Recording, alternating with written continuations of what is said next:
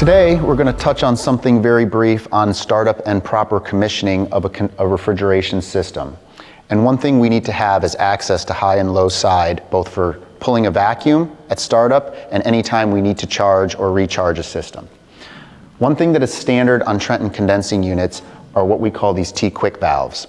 These valves are a higher ported valve with easy access to both the high and low side of the system.